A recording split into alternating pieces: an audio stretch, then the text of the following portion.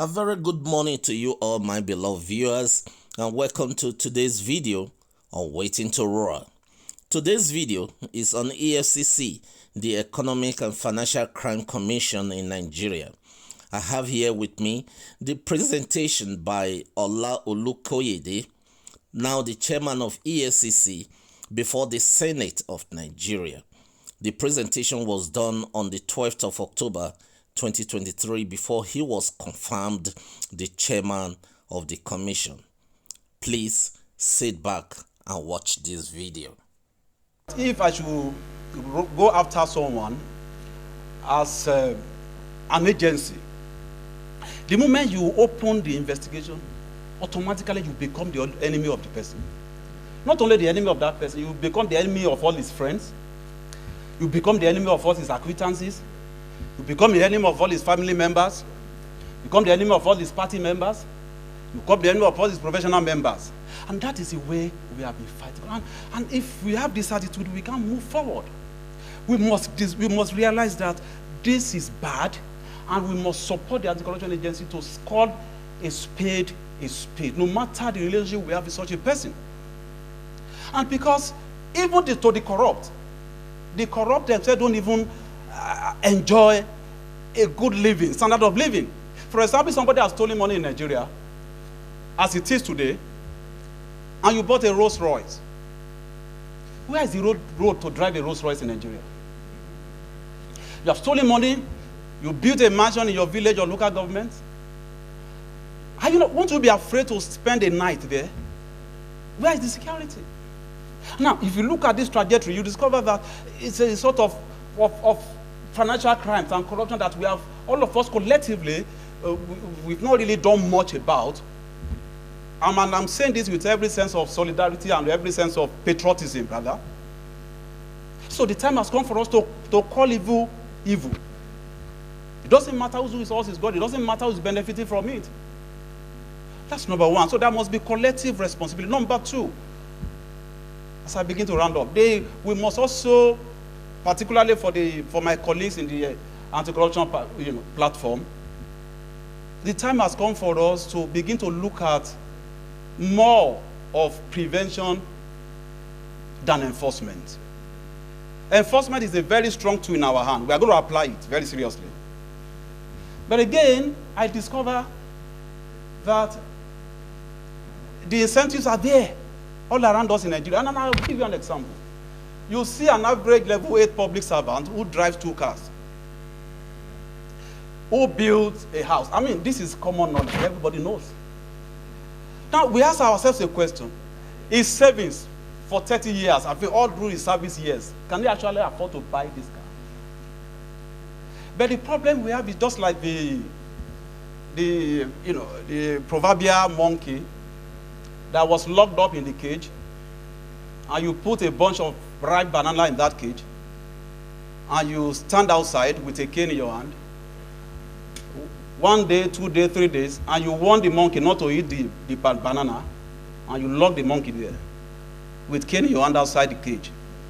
1 day, 2 days, 3 days. The monkey will think twice. What is the alternative for God here? If I eat this banana, I will survive. The worst will come is that this man will kill me. After so much, he will kill me. But if I am afraid to eat this banana, I will die. That is where we have gotten to. That everybody wants to dip hands into the treasury and all of that.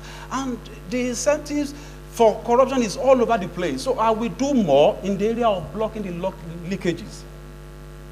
Because also in the course of my carrying out study, fraud survey, I discovered that for you to, if you allow 10 naira to be stolen, you spend an average of between 3 naira 50 kobo and 4 naira 50 kobo to recover it. That is even if you are able to recover the 10 naira.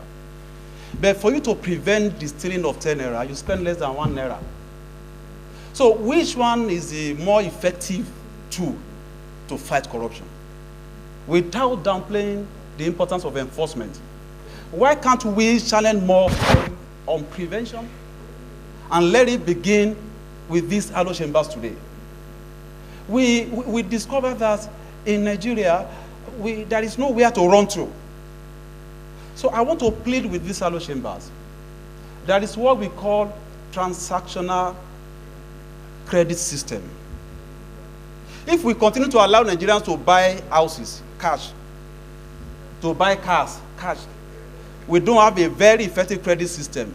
1,000 EFCC added to 1 million ICPC will not do us any good. And that is the reality. We must create that atmosphere as lawmakers for people to have choices. Look, if I don't steal money, can I afford to train my children in school? Minimum standard. If I don't steal money, can I buy a car after I've worked for 5 years? If I don't steal money, can I at least put 3-bedroom bungalow in place after I've worked for 15, 20 years? An average Nigerian doesn't have a hope. When he has the opportunity, he will steal. And even if he doesn't have it, he will create one. And so you will now leave the law enforcement agencies and the anti-corruption agencies to start running after them.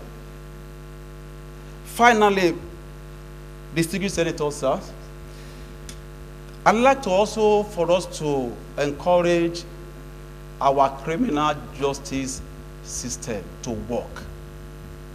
We must, if we really want to fight corruption, anywhere the fight of corruption succeeds in the world, the substance is taken above technicalities. We must encourage our criminal justice system to educate in such a way that max, prosecution doesn't take more than 5 years, max from cost of first instance to Supreme Court. And I know these salo chambers can begin to work on that very seriously. And so if we make our criminal justice system work, you will see more of what the anti-corruption agencies are doing. And it will be better for all of us. On this note, I'd like to thank you very much, and I want to leave you with this. I did a survey between 2018 and 2020 of 50 entities in Nigeria.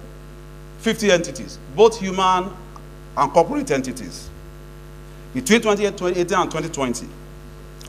And I picked just one scheme, one species of fraud, which is called contract and procurement fraud.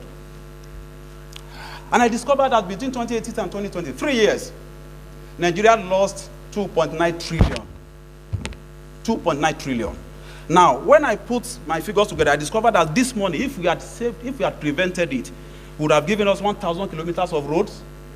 In addition to that, we would have built close to 200 standard schools, tertiary institutions.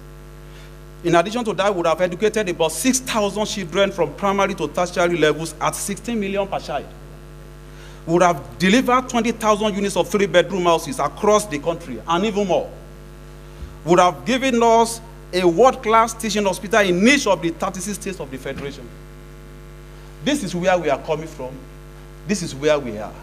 Where we are going to go depends on the decision we take this afternoon. Thank you very much. That was Ola Olukoyede, the chairman of EFCC. Viewers, you will agree with me that that was a beautiful presentation. We are never short of such brilliant people with beautiful ideas in Nigeria. But who is this man? Again, his name is Ola Olukoyede. He is a 54-year-old man from Ekiti State. He attended Harvard University and the University of Lagos. The next question is, how is he different from previous chairmen of the commission? Ola Olukoyede is the first Christian and the first Southern Nigerian to head the commission. All the previous chairmen of the commission from 2008 to 2023 are all Muslims from Northern Nigeria. What is he bringing to the table? Experience. He is bringing experience to the table, having previously served as the Chief of Staff to the Commission from 2016 to 2018 and the Secretary to the Commission from 2018 to 2023. The next question is, can he succeed? The answer is no. This is because the political will to get rid of corruption in Nigeria is not there. EFCC is not an independent body. There